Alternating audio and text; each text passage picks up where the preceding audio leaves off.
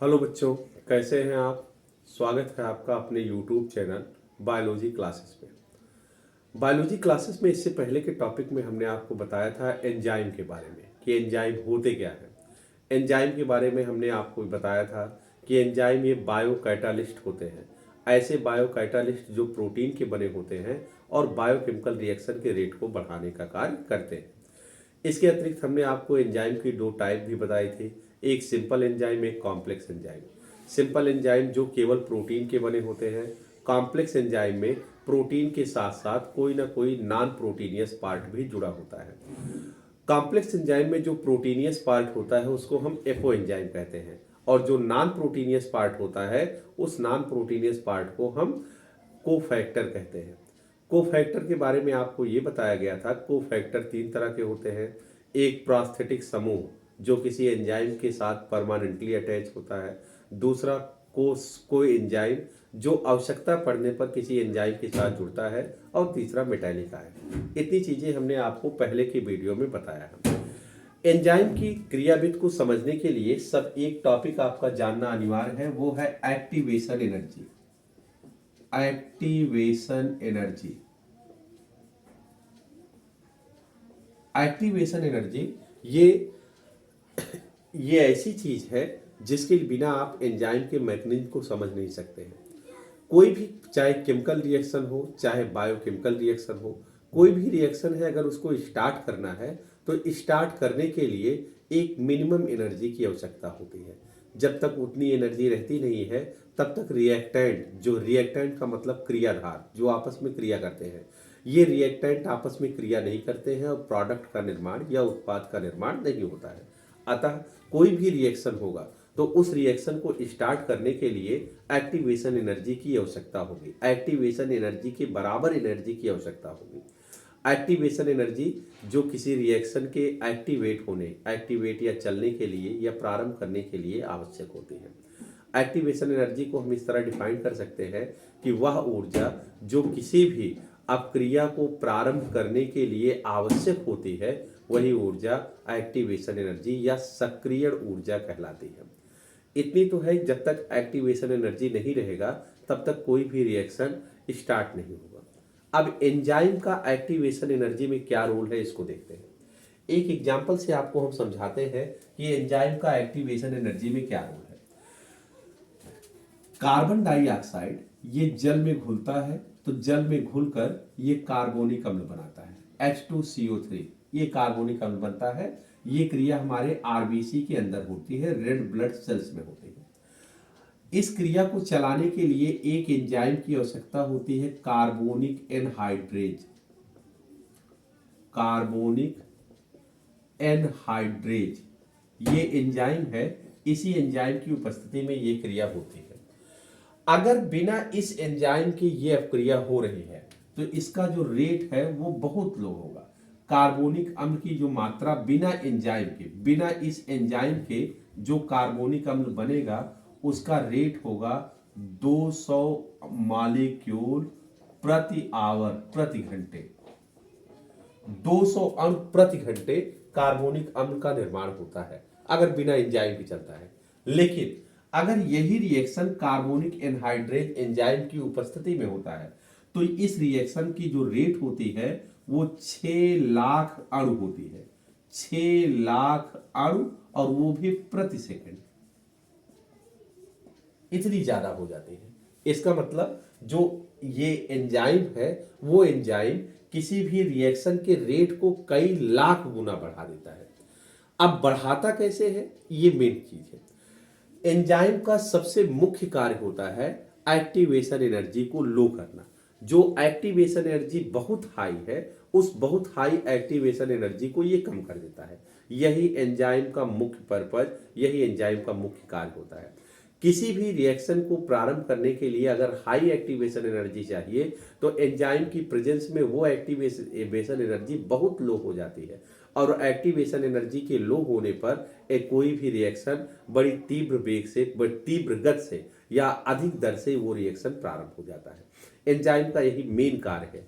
Enzyme किसी भी chemical अथवा बायोकेमिकल रिएक्शन में पार्टिसिपेट नहीं होता है, ये खुद पार्टिसिपेट नहीं होगा, ये केवल एक्टिवेशन एनर्जी के मान को बहुत कम कर देता है, जिससे रिएक्शन आसानी से और तीव्र दर से होना प्रारंभ हो जाता है। ये करता ऐसा क्यों है? क्योंकि एंजाइम की अगर हम इसकी संरचना, एंजाइम मॉलिक्यूल की संरचना देखें तो एंजाइम मॉलिक्यूल में अनेक स्थान ऐसे होंगे जहां पर कोई क्रियाधार आके जुड़ता है, रिएक्टेंट आके जुड़ता है। इन स्थानों को हम कहते हैं एक्टिव साइट। जो एंजाइम मॉलिक्यूल की सरफेस है, इस सरफेस पर अनेक ऐसे साइट होते हैं, अनेक ऐसे स्थान होते हैं जहां पर कोई भी रिएक्टेंट आके जुड़ता है। इन साइटों को हम एक्टिव साइट कहते हैं, इसे हम सक्रिय स्थल कहते हैं। सक्रिय स्थल पे ही कोई रिएक्टेंट आके जुड़ता है। अब जुड़कर बनाता कैसे है, इसको आप समझिए। जब कोई सबस्ट्रेट, जैसे मान लेते हैं यहां दो सबस्ट्रेट है, एक ए है एक बी है, ये सबस्ट्रेट इस एंजाइम के एक्टिव साइट से जुड़ता है, तो एक्टिव साइट से जुड़कर ये बना लेता है पहला कॉम्प्लेक्स, ईएस कॉम्प्लेक्स, ईएस समूह बनाता है। इस एंजाइम के कारण इन दोनों की एक्टिवेशन एनर्जी बहुत लो हो जाती है, और एक्टिवेशन एनर्जी लो होने के कारण ये सबस्ट्रेट आसानी से प्रोडक्ट सी में बदल जाता है। जैसे ही प्रोडक्ट सी का निर्माण होता है, एंजाइम अलग हो जाता है और प्रोडक्ट अलग हो जाता है। यही एंजाइम का मेन पर्पज है, मेन कार्य है। एंजाइम के जो एक्टिव साइट होते हैं, इन्हीं एक्टिव साइटों पर कोई भी क्रियाधार अणु आके जुड़ता है, और जिसके कारण एंजाइम उस क्रियाधार अणुओं के एक्टिवेशन एनर्जी को बहुत घटा देता है, और वो क्रियाधार आसानी से प्रोडक्ट में बदल जाते हैं। इसको समझने के लिए आप इसका सिंपल रिएक्शन समझिए कि एंजाइम सिंपली कार्य कैसे करते हैं।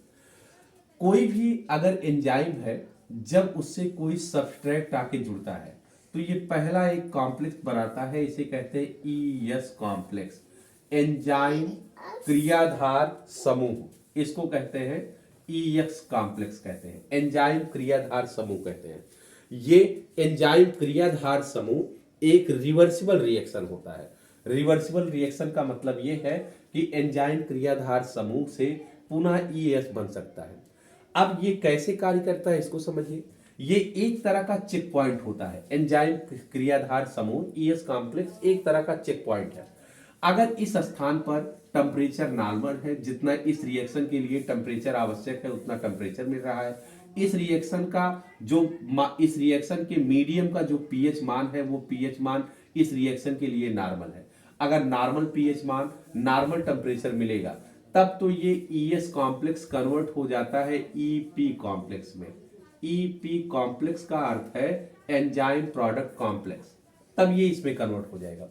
एक बार ईएस कॉम्प्लेक्स से अगर ईपी कॉम्प्लेक्स बन गया तो दोबारा ईएस कॉम्प्लेक्स का निर्माण संभव नहीं है, दोबारा ईएस कॉम्प्लेक्स नहीं बनेगा। इसलिए ये ऐसा चेक पॉइंट है कि यहाँ ईएस कॉम्प्लेक्स से ईपी कॉम्प्लेक्स का निर्माण हो रहा है। ठीक, अगर यहाँ पर ताप अनुकूल नहीं है, पीएच मान अनुकूल नहीं है, तो ये ईएस से पुनः ई और यस का निर्माण हो जाएगा, यानी ये फॉरवर्ड ना होकर बैकवर्ड रिएक्शन में चली जाती है। यदि दोनों चीजें सही तरीके से मिल रही हैं तो ईएस कॉम्प्लेक्स से ईपी कॉम्प्लेक्स बनता है। जैसे ही एक बार ईपी कॉम्प्लेक्स बन जाएगा तो एंजाइम अलग हो जाता है और प्रोडक्ट अलग हो जाता है। ये एंजाइम की सिंपल मैकेनिज्म है। ये एकदम सिंपल तरीका एक तो समझने के लिए है कि एंजाइम कैसे कार्य करता है। फिर से आप एक बार समझिए बेटा, जैसे ही एंजाइम के एक्टिव साइट से कोई सबस्ट्रेट आके जुड़ता है तो सबस्ट्रेट के जुड़ने पर ये पहला कॉम्प्लेक्स बनाता है ईएस कॉम्प्लेक्स। ईएस कॉम्प्लेक्स बनना एक रिवर्सिबल रिएक्शन है। रिवर्सिबल रिएक्शन इसलिए है क्योंकि ये एक तरह के चेक पॉइंट का कार्य करता है। यदि इस स्थान पर टेम्परेचर नॉर्मल होता है, पीएच मान नॉर्मल होता है, तो ये रिएक्शन फॉरवर्ड रिएक्शन में बदलती है। अन्यथा यदि यहाँ पर कोई कमी होती है, नॉर्मल टेम्परेचर नहीं मिलता है, नॉर्मल पीएच मान नहीं मिलता है, तो ये रिएक्शन आगे न होकर बैकवर्ड रिएक्शन में बदल जाती है और एंजाइम तथा सबस्ट्रेट पुनः अलग हो जाते हैं। अगर एक बार एंजाइम सबस्ट्रेट कॉम्प्लेक्स से एंजाइम प्रोडक्ट कॉम्प्लेक्स बन जाता है, ईपी कॉम्प्लेक्स बन जाता है, तो पुनः ईएस कॉम्प्लेक्स का निर्माण संभव नहीं है। जैसे ही ईपी कॉम्प्लेक्स बनता है, एंजाइम अलग हो जाएगा और प्रोडक्ट अलग हो जाएगा। ये एंजाइम की सिंपल मैकेनिज्म है। इस मैकेनिज्म को समझाने के लिए दो वैज्ञानिकों ने अलग अलग सिद्धांत दिए थे।